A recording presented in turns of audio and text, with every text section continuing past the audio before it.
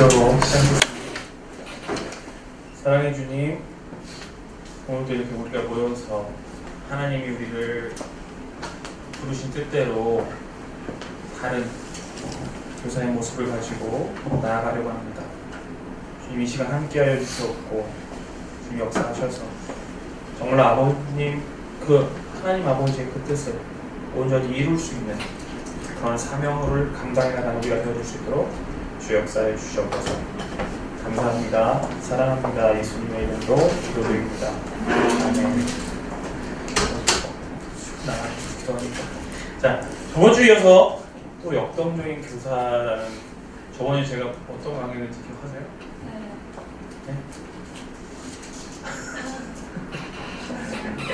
저번 주에 제가 역동적인 교사를 얘기하면서 첫 번째로는 우선 그 정체성, 두 번째가 뭐였죠? 네. 정체성 가운데 설명이 있었고, 그 다음에 그래서 제가 다시 한번 해요. 네, 디모데후서 1장 1절부터 2절까지 말씀을 그냥 같이 한번 읽겠습니다. 시작. 하나님의 뜻으로 말미암아 그리스도 예수 안에 있는 생명의 약속대로 그리스도 예수의 사도된 바울은 사랑하는 아들 디모데에게 편지하노니 하나님 아버지와 그리스도 예수 우리 주께로부터 은혜와 긍휼과 평강이 내게 있을지어다. 아멘. 우리 선생님들이 가지고 붙들어야 될 너무나도 중요한 말씀이라고 제가 말씀을 드렸었어요. 그리고 이어서 잊지 말아야 될 세 가지에 대해서 얘기했었습니다.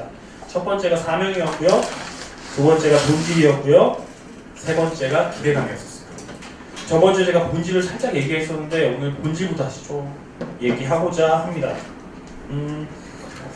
이 본질이라는 건 결국 예수 그리스도 안에 있는 생명을 붙드는 사역이에요. 도대체 뭘까요? 이 본질이라는 걸 제가 저번주에 잠깐 말씀드렸는데, 이 본질이라는 것 자체가 우리는 십자가, 예수 그리스도라고 말씀을 드렸었습니다. 예. 디모데후서 1장 1절에 보면요, 그리스도 안에 있는 생명의 약속대로 라고 말씀이 나왔어요. 결국은요, 예수 그리스도 안에 있는 생명이 우리를 살리고 변화시키고 그리고 성장시키는 그런 모습 가운데 우리를 이끌어 가신다고 말씀을 드렸었습니다. 그리고 이어서 뭐라고 말씀드렸냐면요, 이 본질은요, 본질을 붙들 때 내 자신이 변화되고 또한 불같은 뜨거운 믿음과 확신을 주시며 가슴속에서 치밀어 오르는 힘을 주신다고 했었어요. 그리고 또 얘기했던 게 있었는데요, 변화를 경험하지 못하면 결코 교회 학교 아이들을 변화시킬 수 없다. 저번에 이렇게 얘기했었습니다. 여러분들이 본질이라는 것 자체가 십자가를 붙드는 거라고 했어요. 십자가. 도대체 그 십자가가 뭔가요? 십자가. 희생. 십자가 헌신. 사랑. 그죠? 여러분들이 신앙생활을 하는 그 기본적인 이유가 뭐예요? 왜 교회 나와 계세요? 네? 왜 교회에 앉아서 예배를 드리고 도대체 하나님을 믿는 사람이라고 이 세상 가운데 살아갈까요? 뭐 때문에 그렇죠? 그렇다면 다시 좀 더 쉽게, 성경에서 말하고 있는 가장 기본된 진리가 뭘까요? 성경이 우리에게 하고 있는 말씀, 사랑에 대해서 얘기했어요. 사랑. 이 십자가를 보면요, 그 예수 그리스도의 사랑을 우리가 알 수 있어요. 그렇다면 이 본질을 붙잡는 건 뭐냐면요, 그 사랑 안에 거하느냐 거하지 않느냐의 문제인 거죠. 예수 그리스도가 나 때문에 십자가에 달려 돌아가셨다는 것, 그것을 믿는 게 바로 우리가 교사로서 또한 그리스도인으로서 살아가는 첫 번째 본질을 붙잡는 거예요. 그렇다면 예수 그리스도 왜 십자가에 달려 돌아가셨을까요? 그것도 다른 사람이 아닌 나 때문에. 왜 그렇죠? 바울은 말합니다. 내가 죄인 중에 괴수다. 바울 그 사람이 정말 괴수같이 생겨서 자기가 그렇게 괴수라고 말했을까요? 아니었을 거예요. 그 자신의 삶을 들어봤더니 자기는 예수 그리스도 아니었으면 죽을 수밖에 없는 흉악한 죄인이었다는 고백이었었을 거예요. 그는 그 고백 이후에 예수 그리스도를 영접하고 그리고 그의 삶은 예수 그리스도를 붙잡고 나아가는 삶이 되었을 거예요. 그렇기 때문에 그가 많은 사람들에게 복음을 전했어요. 그리고요, 그는 죽을 뻔한 고백을 여러 번 남겼죠. 그렇게 하면서까지도 그 예수 그리스도의 사랑을 붙들었던 것을. 그리고 또 그걸 통해서 이 십자가 본질을 통해서 우리는요, 내가 그것을 경험하지 않으면요 절대적으로 나타낼 수 없다고 지난주에 얘기 드렸던 것 같아요. 내가 경험하지 못한 거 아이들한테 말하면 아이들이 그걸 알아들을까요? 아니에요. 어느 박사님이요 자기가 연구해서 만들어낸 결과를 나와서 강의할 때는 잘할 수 있을 거예요. 그런데 자기가 연구했던 결과가 아니라 다른 사람 연구 논문을 가지고 와서 발표한다면 어떨까요? 물론 아는 척은 할 수도 있지만 깊이 있게 알지는 못할 거예요. 결국 이 십자가를 내가 경험하지 못하면 우리는 그저 앵무새처럼 그냥 들었던 걸 말하는 것밖에 될 수 없다는 거예요. 이 본질은 결국 우리를 그 예수 앞으로 이끌고 또한 우리가 우리를 통해서 일하실 그 하나님을 기대하게 하는 겁니다. 보시면요, 기대감이라고 말하고 있어요. 우리가 세 번째로 기억해야 되는 그 기대감. 누구를 위한 기대일까요? 기대. 학생. 또 있어요. 내 자신. 중요한 건요, 우리가 우리 아이들, 이 아이들을 꼭 기대해야지 라고 생각을 하고 끝나는 게 아니라 내 자신을 통해서 일하실 하나님을 기대하는 거예요. 기본적으로. 자, 디모데후서 1장 2절은 이렇게 말하고 있습니다. 같이 한번 읽을게요. 시작. 사랑하는 아들 디모데에게 편지하노니 하나님 아버지와 그리스도 예수 우리 주 은혜와 평강이 내게 있을지어다. 죄송합니다. 제가 출애굽기 6장 1절 말씀을 같이 볼게요. 여호와께서 모세에게 이르시되 이제 내가 바로에게 하는 일을 내게 보이라. 강한 손으로 말미암아 바로가 그들을 보내리라. 강한 손으로 말미암아 바로가 그들을 그의 땅에서 쫓아내리라. 죄송해요. 제가 버벅거렸나요? 네, 안 보여요? 죄송합니다. 덩치가 커서. 뚱뚱해서 그래요. 자, 이 출애굽 말씀을 보면요, 이 모세라는 사람이요 하나님께서 자기를 부르셨어요. 그리고 40년 동안 광야에 내몰았어요. 이 모세는요 어떤 사람이었죠? 애굽의 왕자였죠. 그리고 그는요 언어를 여러 가지 잘 했고요. 그 당대의 모든 지식을 꿰찼던 사람이라고 말했었어요. 그런데 그가 40년 광야에 있으면서요 하나님께서 그 모세를 통해서 이제 일하겠노라고 말씀하실 때 모세의 반응은 어땠을까요? 네? 말이 어눌해서 어떻게 내가 사람들 앞에 섭니까? 부족한 내가 어떻게 사람들 앞에 섭니까? 주님 제발 나는 그냥 이렇게 있을게요. 말하는 그때 예수님께서 하신 말씀이 이거예요. 내가 너를 사용하는 것은 내게 있는 강한 손으로 너를 이끌리라고 말씀하고 계세요. 우리 교사 선생님들 보면요 대부분 긴장 많이 하세요. 선생님 한번 해주시겠어요? 선생님이 우리 중등, 고등부, 유초등부에 와서 사역을 하시면 너무나도 아이들이 행복할 것 같아요. 그럼 선생님들이 가장 먼저 하는 말은 뭘까요? 아이고, 제 부족한 제가 뭐 어떻게 할 수 있을까요? 그렇게 말씀을 하세요. 그런데 중요한 것은요, 내 자신이 하는 게 아니라 나를 통해서 하나님이 일하시고 계시더라고요. 나를 이끄시는 그 하나님. 모세가요, 자기는요, 그렇게 많은 것을 알고 있었지만 나는 못하는 사람이라고 말을 했어요. 그런 그에게 하셨던 말씀은 네가 하는 게 아니라 내 강한 손이 하는 것이다. 내가 이끌어서 바로를 통해서 그들을 애굽으로 나가게 하는 것이다 라고 말씀하고 계시더라는 거예요. 하나님의 그 사역은요 우리가 내 힘으로 하는 게 아니라고 말씀드렸었죠. 하나님이 주신 힘으로 할 수 있는 거라고 말씀드렸었어요. 그거예요. 온전히 하나님께 순종하고 의지할 때 하나님이 나를 통해 역사하시는 거예요. 내가 만약에 그것을 거부한다면 하나님 어떻게 하실까요? 아 그래 그들 때려치자 그만하자 이러실까요? 아니에요. 다른 사람을 통해서 또 그 일을 하세요. 참으로 신기한 하나님이세요. 그런데요 다른 사람의 그 일이 가기 전에 먼저 나에게 손을 내미셨다는 것은 나를 통해서 그 일을 하고 싶으셨다는 거예요. 그렇기 때문에 그거에 반응하면 하나님이 우리를 이끌어 가신다는 거죠. 결국 이것은 나를 인도하시는 하나님을 기대하는 거예요. 비록 추악하고 어리석고 별 볼 일 없는 나이지만 그러게도 나를 선택하셔서 이끌어 가시는 그 하나님. 그리고요 또 말씀은 이렇게 말하고 있어요. 에베소서 4장 7절부터 12절까지 7절 그 다음에 11, 12절 한번 같이 읽어보겠습니다. 시작. 우리 각 사람에게 그리스도의 선물의 분량대로 은혜를 주셨나니 그가 어떤 사람은 사도로, 어떤 사람은 선지자로, 어떤 사람은 복음 전하는 자로, 어떤 사람은 목사와 교사로 삼으셨으니 이는 성도를 온전하게 하며 봉사의 일을 하게 하며 그리스도의 몸을 세우려 하심이라. 아멘. 에베소서는 이렇게 말하고 있어요. 각 사람의 은혜의 분량대로 그리스도의 선물로 말미암아서 우리에게 주신 은혜가 있다고 말하고 있습니다. 이게 뭐죠? 은사라는 거예요. 은사가 막 무조건 방언하고요, 막 예언하고요, 막 통변하고요, 이런 걸 은사라고 말하고 있지 않았어요. 물론 그것도 은사가 있습니다. 그런데 이 에베소서를 보면요, 어떤 사람은 사도로, 어떤 사람은 선지자로, 어떤 사람은 복음 전하는 자로, 어떤 사람은 목사와 교사로 삼으셨대요. 이게 뭐예요? 하나님께서 그 일을 맡기실 때는요, 그 사람에게 그 일을 감당할 수 있는 은혜를 허락하신다는 거예요. 내가 어떤 일을 잘해서요, 내가 힘이 좋아서요, 내가 아니면 능력이 좋아서요, 그 일을 하는 것이 아니라 하나님이 주신 은혜로 말미암아 그 일을 하고 있더라는 거예요. 그리고요, 그것은 12절에 이렇게 말하고 있습니다. 이는 성도를 온전하게 하여 봉사의 일을 하게 하며 그리스도의 몸을 세우려 하십니다. 중요한 포인트가 여기 있어요. 그리스도의 몸을 세우게 한다. 몸을 세운다는 게 뭐예요? 그리스도의 몸이 뭐죠? 네, 그리스도의 몸이 뭡니까? 각 지체예요. 우리들, 교회.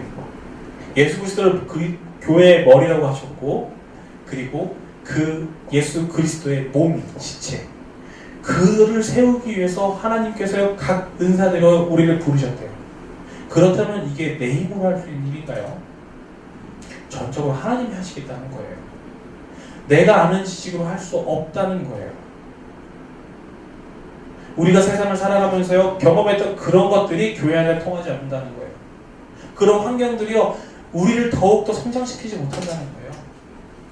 뭐냐면 새롭게 일하실 그 하나님을 기대하라고 성경에서 말하고 있습니다.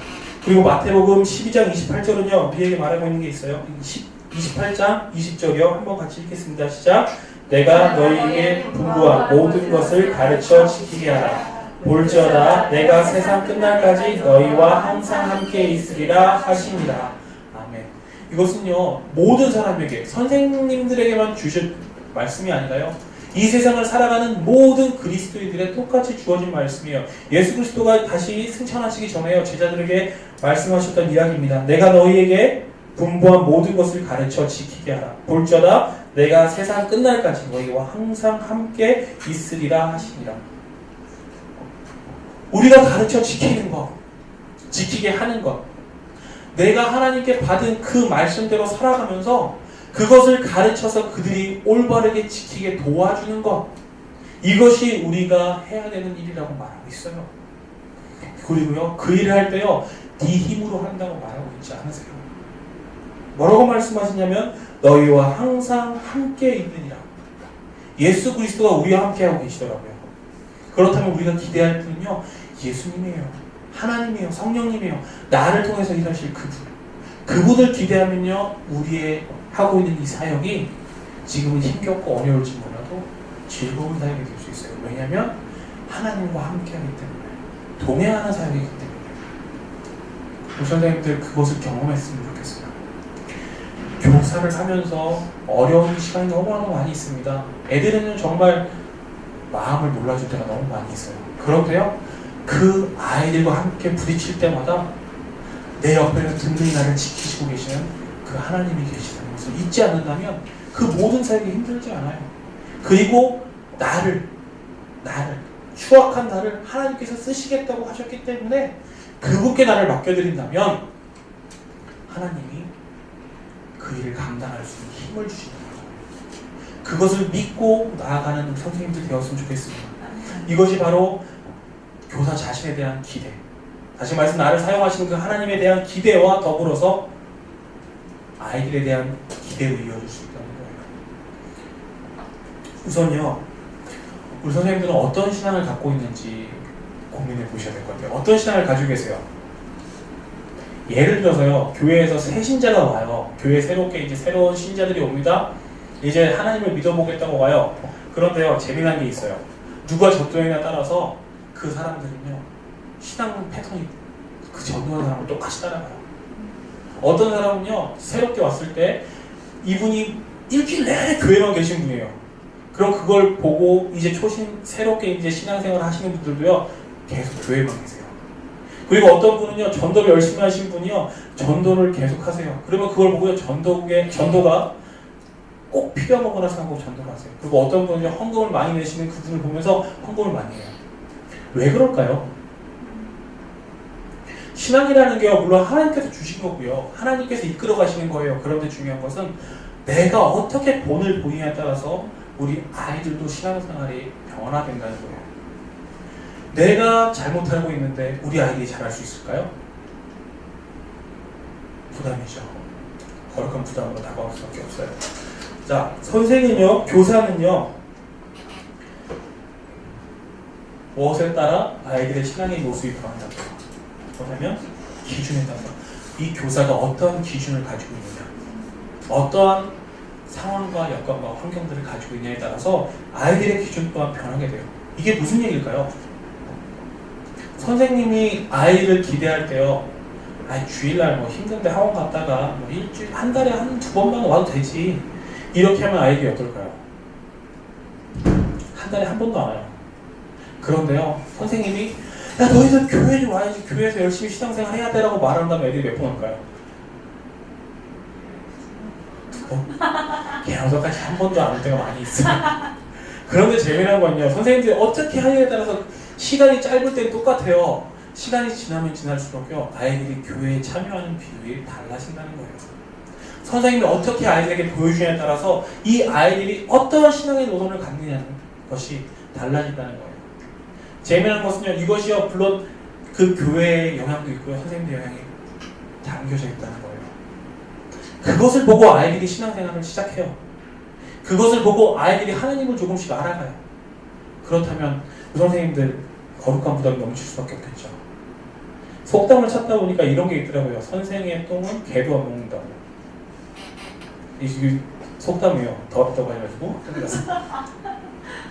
뭘까요? 선생님은 그만큼 힘들다는 거예요.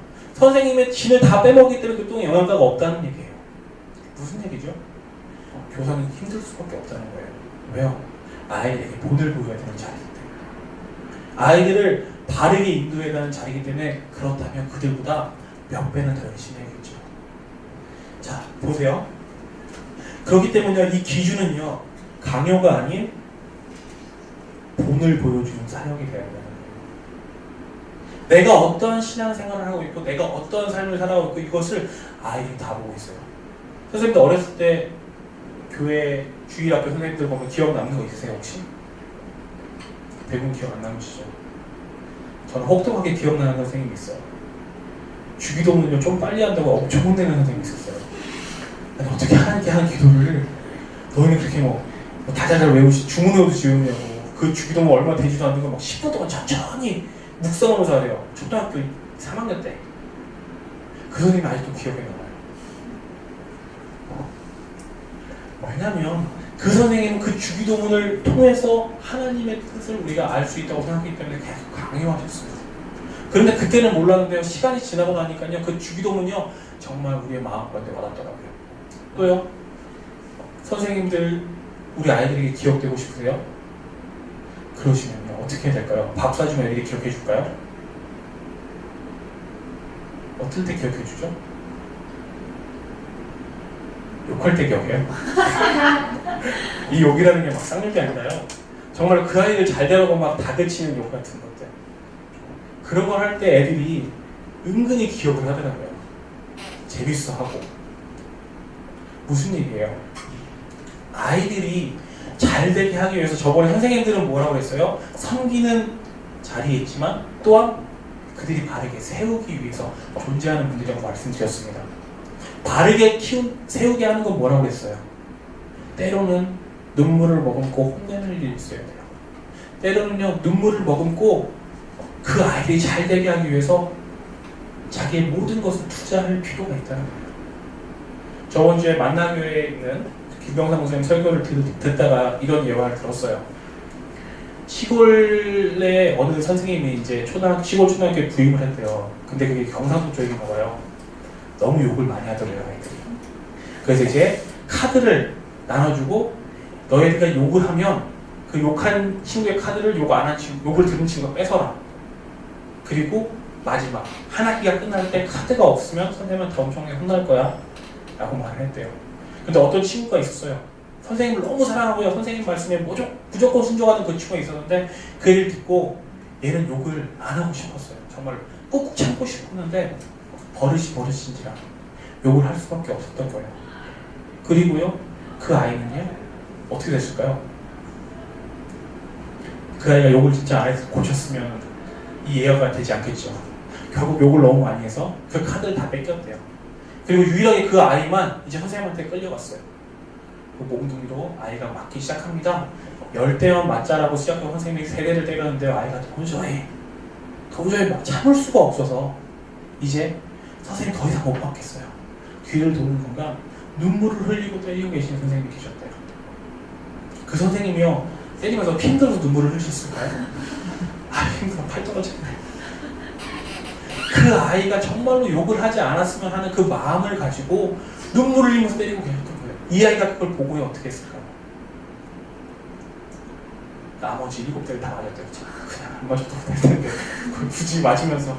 그리고 그 아이가 자라서 유명한 목사님이 되었다는 이야기를 들었었어요. 우리 선생님들, 내가 본을 보여야 돼요. 내가 이 아이 너를 정말 사랑하고 있다. 예수님이 나를 사랑하신 것만큼 나도 너를 사랑하고 있다. 그리고 네가 정말로 바른 사람으로 성장하기까지 나는 눈물을 흘릴 것이다 라고 아이들에게 가르쳐주는 것, 그것이 우리 선생님들의 모습이라는 거예요. 선생님들 애들이 막 와서요 교회 늦게 와요. 그리고요 예배 시간에 맨날 빠져요. 야 새끼야 너 빨리 오랬지, 너 주일날 빠지면 안 돼 라고 욕을 한다고 애들이 그걸 들을까요? 잠시 듣고 예 알겠습니다, 다음 주에 일찍 올게요. 다음 주에 또 지각해요. 그 다음 주에 또 빠져요. 왜 그럴까요? 그 아이들이 진정으로 다가오는 마음을 못 이기기 때문에. 힘드세요? 거룩한 부담감 때문에 힘드신 것 같아요. 이 선생님들은 정말로 힘들 수밖에 없는 자리인 것 같아요. 우리는요 이 선생님들의 모델을요 2가지로 저는 생각하고 있어요. 세상의 선생님과 교회 안의 선생님들. 어떠세요? 세상의 선생님들은 뭘 가르쳐주죠? 지식. 또 그리고 뭘 가르쳐주죠? 학교 어떻게 하면 잘 들어가는지 이런 거 가르쳐주죠. 이건 뭐예요? 세상의 이치들을 알려줘요. 세상은 어떻게 하면 너희들이 바른 사람이 될 수 있고, 세상에서 어떻게 하면 너희들은 정말로 누가 보더라도 대단한 사람이 될 것이다. 이 길을 알려줘요. 그런데요, 교회 안에 있는 선생님들은 어떤 모습을 가져야 될까요? 한번 같이 읽어볼까요? 죄송합니다. 예, 같이 읽어볼까요? 믿음으로 사는 모습을 가르치는 사람. 예, 믿음으로 사는 모습을 가르치는 사람이라는 게 뭘까요? 믿음으로 사는 모습, 하나님의 뜻대로 사는 모습이라는 거예요. 비록 세상에서는요 내가 별 볼 일 없어 보일지 몰라도요, 내가 하나님의 뜻대로 살았더니, 내가 하나님의 말씀을 지키려고 노력했더니 그 말씀, 세상과의 대립 가운데서 세상의 것을 선택하지 않고 하나님의 것을 선택했더니 하나님이 기뻐하시더라. 그래서 나는 하나님의 뜻대로 사는 사람이라는 것을 아이에게 계속적으로 보여준다는 거예요. 많은 교회 선생님들이나 목사님들이나요, 중고등부 아이들을요 교회 전도하는 가장 쉬운 방법을 뭐라고 말씀하는지 아세요? 밥 사주라고 말씀하세요. 왜요? 주면 와요. 무조건 먹여놓으면 와요. 그런데요 그 아이들이요 신앙의 성장이 얼마나 있을까 저는 의문스러워요. 그런 아이들 저도 많이 경험했지만요, 그저 배고플 때 한번 와서 해요. 물론 그 아이들과 잘 관계를 하면 교회에 나오긴 하죠. 계속. 그런데요 중요한 것은 그 아이들에게 선생님들은요, 내가 너에게 밥을 한번 사주는 이것도 하나님께서 나에게 시켜서 하는 거야. 내가 너희들과 함께 교제하는 것, 비록 내가 가진 것은 별로 없지만, 내가 대단하진 않지만 내가 하나님이 나에게 원하시는 그대로 살아갈 때 어떠한 은혜들이 있더라. 내가 좋은 회사에 다닌다 이런 걸 얘기하는 게 아니에요. 내가 좋은 좋은 대학교에 다녔다 이런 얘기가 아니라 힘들고 어렵겠지만 그때마다 하나님을 의지하다 보면 언젠간 하나님이 너와 함께하고 계시다는 것을 느끼게 될 거야를 알려주는 거예요. 선생님들 믿음이 언제 가장 많이 성장하나요? 힘들 때. 그렇죠. 고난이 왔을 때 가장 많이 성장해요. 근데 우리는 영성이라는 거를 대부분 교회에서나 많은 목사님들이 영성을 어느 때 사용해요? 영성이라는 단어를 예?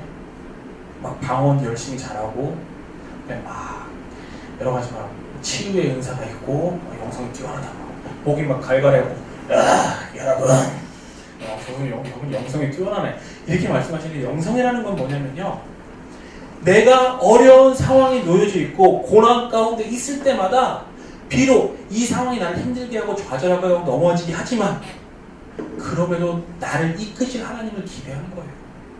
매 순간순간 하나님을 조금씩 더 알아가는 거예요. 하나님은 절대로 자기를 다 드러내지 않으세요. 그런데요 선생님들 중요한 것은요 내가 어려운 상황 가운데 있어 봤더니 하나님은 어떤 분이시더라 라는 것을 깨닫게 되고 그것을 아이에게 알려주는 거라는 거예요.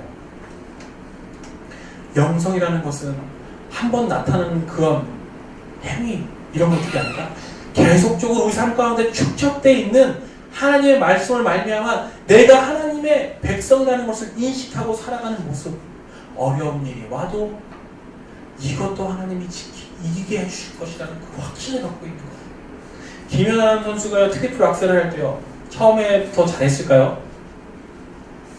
처음부터 잘했으면 그 사람은 뭐 천재겠죠. 슈퍼 천재요. 그런데 제가 알기로는 김연아도요 그 트리플 악셀을 하기 전까지 어마어마하게 넘어지는 시간들이 있었어요. 넘어졌을 때요 그냥 좌절하고 주저앉았을까요? 아니에요. 다음번에 내가 왜 넘어졌구나를 인식하고 그 부분에 조금 바뀌겠죠.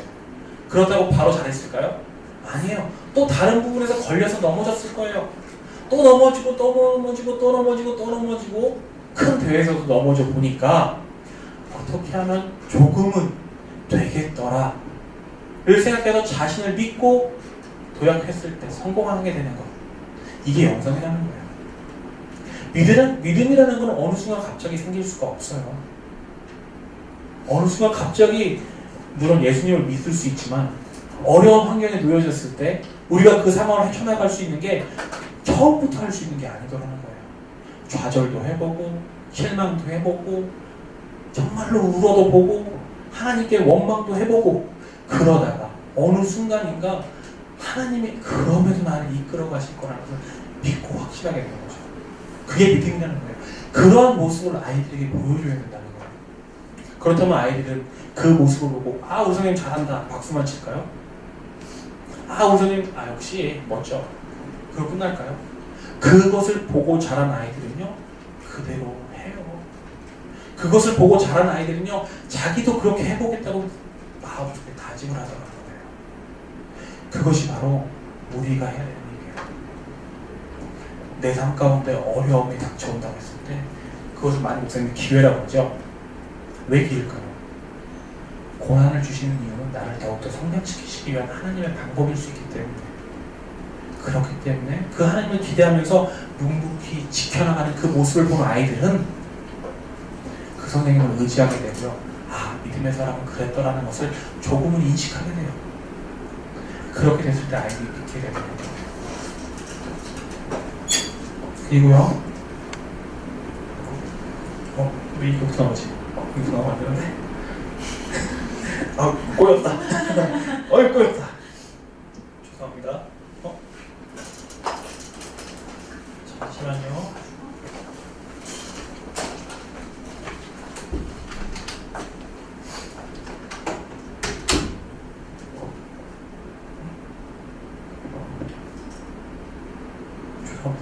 잘못했네. 결국은 교사 사역이요 그런 믿음을 보인 그 본을 통해서요 관계하면서 이루어져요. 관계라는 게 뭐냐면요 서로 사랑하고 기대하는 관계예요. 결국 이걸 우리는 동역이라고 말할 수가 있어요. 선생님들이 나 잘났으니까 너희들 알아라 라고 알려주는 관계가 아니라요. 이 그리스도의 공동체 안에서는요. 선생님과 제자가 따로 없어요.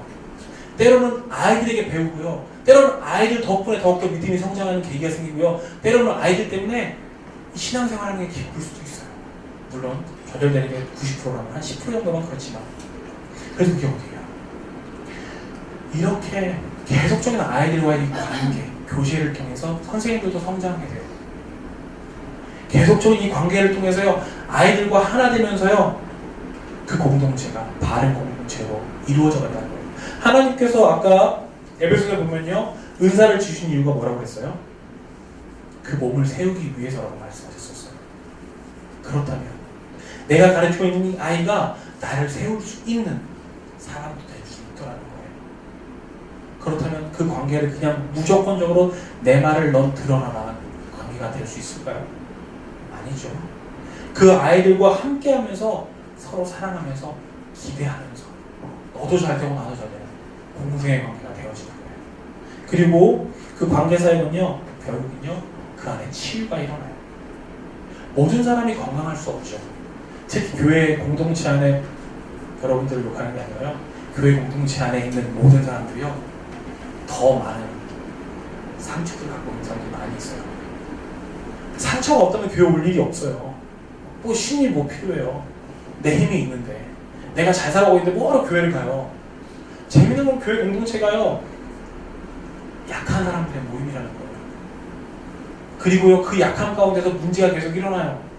그런데요. 교사와 이 학생들이 서로 사랑하면서 서로 기대하게 되면요. 어떤 일이 일어나면 서로의 그 상처들이 치유되기 시작해요. 그리고 그 아이를 더욱더 믿게 되고요. 그 아이와 더욱더 함께하게 돼요. 그렇기 때문에 선생님들이 이 사역하는 건 하나님 주신 은혜라는 거예요. 그걸 통해서 내가 치유함 받을 수 있다는 거예요. 저는요 처음 사역을 시작할 때요 어떤 사람이었냐면요 아주 그냥 지금 덩치는 그렇지만 그때는 그렇게 덩치가 없었는데요 그냥 손이 잘 나가는 사람이었어요. 손이 잘 나가요 이렇게. 처음 수련회 갔는데 정말 꼴보기 싫은 애들이 왔어요. 꼴보기 싫은 애들이 왔어요. 쟤네 회비도 안 내요. 그게 재정 걱정해야 되는데 막. 그런데 선생님들이 어떻게 데리고 온 애들이 있어요. 걔네들이 어떤 애냐면요 쌩이 양아치 애들이에요. 차라리 교회 안 나왔으면 좋겠다는 생각을 늘 했었어요 마음속에.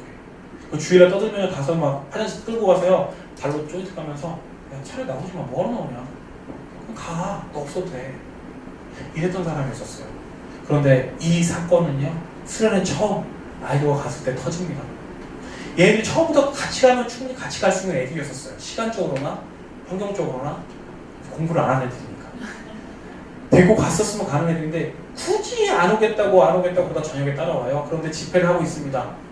앞에서 목사님이 설교하시는데요 떠들기 시작해요. 정말 뒤도 안 보고 가서 때리기 시작했어요. 아주 유해 보이죠? 아닌가요?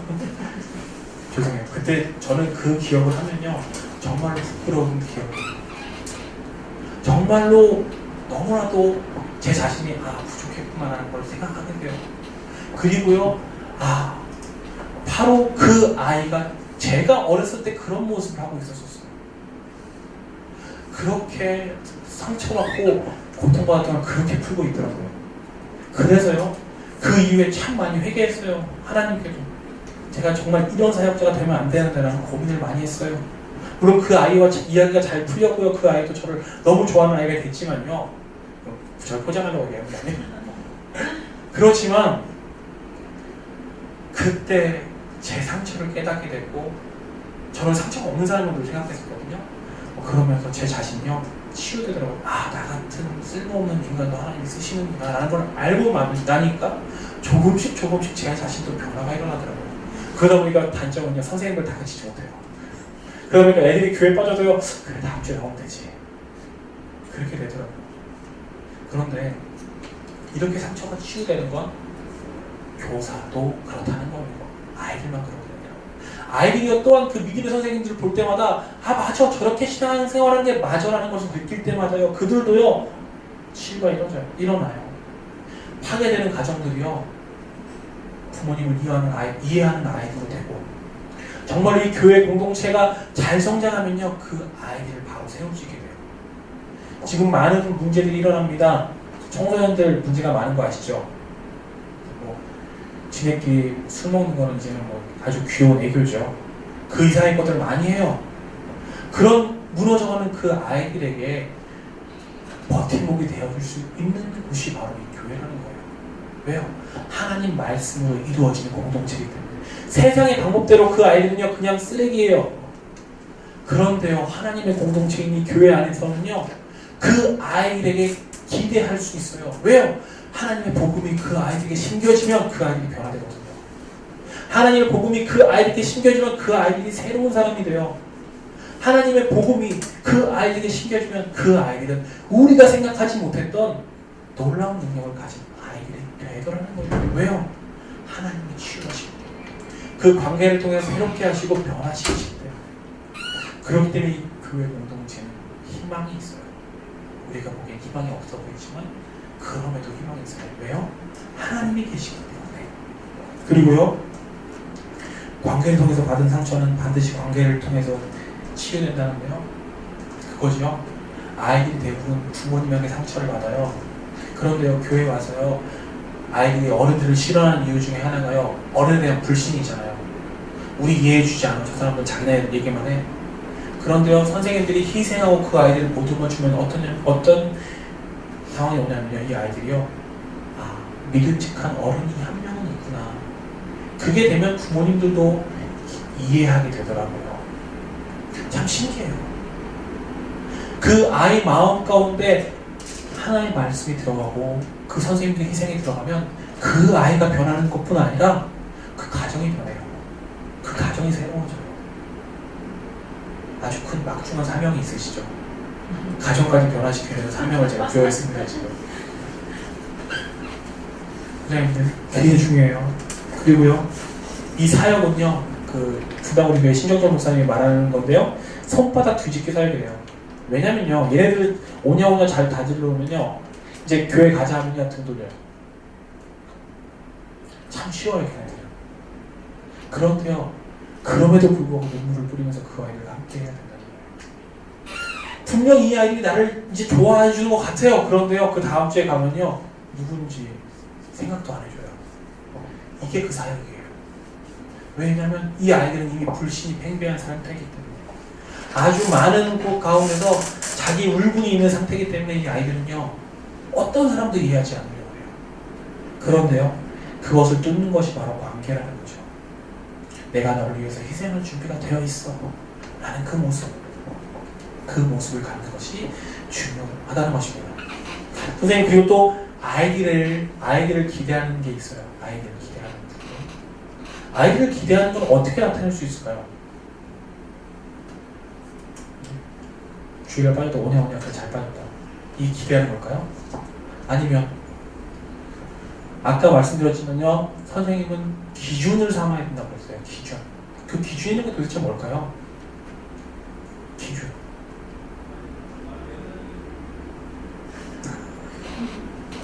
이 기준이라는 게 도대체 뭘까요? 기준. 선생님들이 아이에게 기대하는 거예요.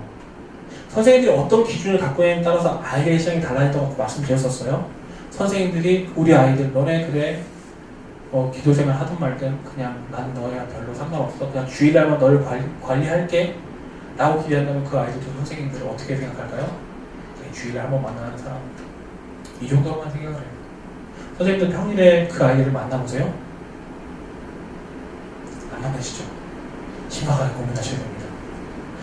제가 사역할 때요, 물론 저는 선생님들을 다 그치진 않았었어요. 그런데 이분들이요, 시간이 지나면 지날수록 마음에 거룩한 부담을 갖고 계시더라고요.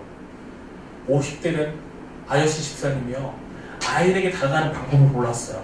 맨날 공부하면요, 그대로 공부하고 설교를 하세요. 그냥 제가 주일에 설교를 그렇게 1시간 동안 했는데요, 또 앉아서 또 설교를 30분 동안 하고 계세요. 근데 그 선생님이요, 거룩한 부담을 갖고 변하기 시작하니까 어떤 일이 일어나냐면요, 그 아이의 집에요, 바카스를 들고 가세요. 이건 대단한 변화예요. 고등학교 1, 2학년 애들한테 바카스 들고 가다는 건 대단한 믿음이 아니에요. 생기지 않는 겁니다. 그 바카스를 가지고 가니까요. 저는 그래서 선생님이 어느 날 갑자기 저한테 오더니 자랑하세요. 제가요 애들을 만났어요. 그런데요 애들이 너무 좋아하더라고요. 선물은 바카스. 역시 애들도 바카스 좋아하나요? 그래서 그건 아닌데 고민을 했었는데 그렇죠. 선생님들이 아이들에게 얼마나 관심을 갖고 있냐는 거. 이 관계예요. 선생님들 주일날만 애들과 같이 간식을 먹으세요? 주일날 같이 가서 뭐 회식을 하고 그러시겠죠. 평일날 학원을 한번 찾아가 보신 기억이 있으세요? 생각해보세요. 저는요 학교 앞에서 전도를 할 때요 별걸 가지고 가진 않았어요. 그런데요 그 안에서요 계속적으로 아이들을 만나요. 그러면 신기한 건 뭐냐면요 애들 입에 도는 소문이 있어요. 아 니네 교회 전도사님은 뭔가 다르더라. 왜요? 제가 잘나서요? 제가 잘생겨서요? 아니에요. 죄송합니다. 제가 잘나서가 아니라요. 그 아이들과 가서 한번 인사해 주는 게 그 시간에 다른 아이들이 저를 보면서 니네 교회 전도사님은 주일에만 가는 거 아니야? 신기한데? 저는 전임도 아니고 파티였거든요. 그런 모습들을 아이들이 보면서요 옆에 있는 친구 나도 너네 교회 가고 싶어 라고 그러더라고요. 아 너네 선생님 뭔가 다른 것 같아. 선생님이랑 이런 거룩한 부담이 있어야 돼요. 왜요? 나에게 주어진 그 아이들과 더불어서 그 옆에 있는 아이들도 나에게 주어진 하나님의 목표물이라는 걸 기억해요. 목표물이라는 말이 좀 이상하긴 하지만 그들을 하나님이 나를 통해서 이끌기를 원하고 계시더라는 거예요. 그게 시작되면 아이들은요 선생님 도와주세요 그래요. 왜요? 아이들 입에서 나오는 말이 있거든요. 아 너네 교회 참 대단하다. 뭐야 너네 교회 선생님은 와 바카스지만 행복하네. 한번 가는 게 어렵습니다. 그런데요 가면요 아이들 계속 접하다 보면요 그 시간이 재밌는 시간이 돼요. 그리고요 우리 손에 주어져 있는 이것은 별로 필요가 없어요. 사실 가서 얼굴 한번 보는 것만으로도 아이들은 새롭게 변화가 돼요. 그리고 그 다음번 주일날 얼굴을 보면요 이래요. 엄청 반갑게 맞춰줘요. 뭐 생뚱맞게 주일날 뒤에 가만히 앉아서 자기 혼자 맨날 기도만 하던 어린인데 기도를 하면서 좋은 거예요. 그럴 때가 갑자기 주일날 아침에 오자마자 전도사님 등을 팍 때리면서 아유 전도사님 오랜만이네요 이래요. 그렇게 되면 선생님들 아이들이 마음을 열었다는 거예요. 마음 여는 게 쉽지가 않아요. 그냥 주일날 한 번 보고 애들이 마음을 열까요? 선생님한테 기대할까요? 아니요. 기대하지 않아요. 저 사람과 똑같은 그냥 그렇게 1년 동안 나와 그냥 얼굴 주일마다 얼굴 마주치는 사람이구나 라고 생각하게 된다고요. 그런데 그 아이를 사적으로 만나게 될 때 물론 만나서 돈을 많이 쓰라고 말씀드리는 거 아닙니다. 그냥 요즘에 500원짜리는 저도 방금 전에 500원짜리 콘 아이스크림 먹고 왔는데 1층에서 그거 하나만 있더라도 아이들은 좋아해요. 별게 아니에요. 왜냐면 그것이 관심이라는 것을 아이들은 알기 때문에 아, 이 선생님이 정말 나를 사랑해주는구나.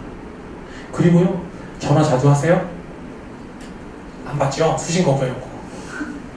그렇죠. 관계가 안 돼 있으니까. 왜냐면 아이들은 어쩔 수 없어요. 귀찮은 건 안 받거든요. 저도 귀찮은 전화 안 받아요. 왜냐면 전화해서 주일날 올 거지? 그래. 주일날 꼭 보자. 똑같은 말이에요. 아이들에게 뭔 기대가 있겠어요?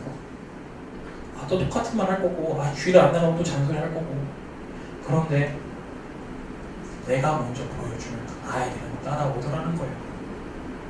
선생님들 주일날 애들이 선생님께 붙어요? 선생님들께 붙으니까 와서 먼저 아는 척 팔짱 끼고 막 등에 엉기고 그래요?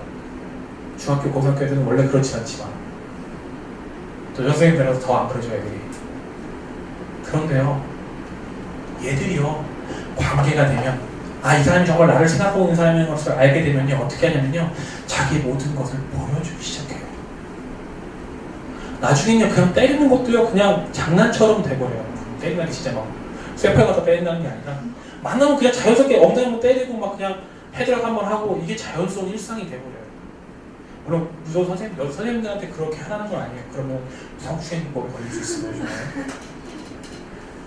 가장 중요한 것은 내가 너를 얼마나 기억하고 있다는 것을 알려주라는 거예요. 순간순간. 애들이요, 전화를 받지는 않지만 전화가 오고 있다는 걸 알아요. 애들이 카톡을 보지 않는 것처럼 일자는 계속 남아있지만요, 그래도 선생님이 나를 기억했구나라는 걸 기억하고 있다. 그리고 이게 쌓이면 조금씩 열어요. 선생님도 아이들도 얼마나 기대하고 계십니까? 아이들을 위해서 얼마나 우리의 삶을 헌신하고 계십니까? 아까 제가 거룩한 부담을 드렸어요. 여러분을 통해서 그 아이의 가정까지 변화시켜야 돼요.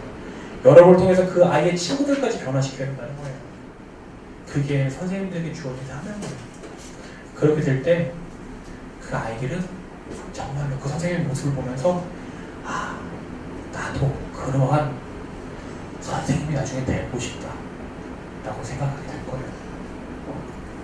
세상은요, 아이들에게 어떠한 기준을 주지 않아요. 요즘에 제 동생이 중학교 선생님입니다. 그런데요, 맨날 싸워요. 애들이 중학교 1학년은 정글의 법칙인 거 아시죠? 막 전쟁터예요. 막 지네끼리 막 기선제압한다고 싸우고 맨날 막 코뼈 나가고 이빨 나가고, 그런 가운데서 아이들에게 계속적인 관심을 가져주고 선물 봉쇄하고 이러다 보니까 아이들이 어떻게 변하냐면요, 저 선생님 무섭긴 하지만 그래도 그를 사랑하는구나. 그래서 제 동생이 여자인데도 욕을 해요. 애들한테. 애들아 막 이렇게 해도 다른 선생님이 욕을 하면 왜 욕하고 난리요? 그래서 대드는 아이들이 자기에게 관심을 주는 선생님이 욕을 할 땐 그냥 웃어넘기더라는 거예요. 관계가 무섭죠. 관계를 통해서 아이들은 변화되기 시작합니다. 이것은 바로 기대감이 있기 때문에 가능하겠죠.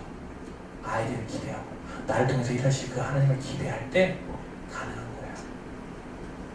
잔소리 같죠. 계속 막 힘들어요. 이 사역이 제가 아이들을 위해서 눈물을 흘리고 기도했던 시간도 어마어마했고요. 그리고 그 아이들과 저는 정말로 일주일 내내 만나서 지지고 볶고 했었을 정도 있었어요. 그랬더니 그 아이들이 자라서요, 대학생 했는데도요, 그 아이들이 교회를 열심히 다녀요. 계속 말씀 안에 있어. 교회가 얼마나 즐겁구나 알고 나니까요, 세상에 나가지 않아요. 그러한 모습을 선생님들이 보여주셨으면 좋겠어요.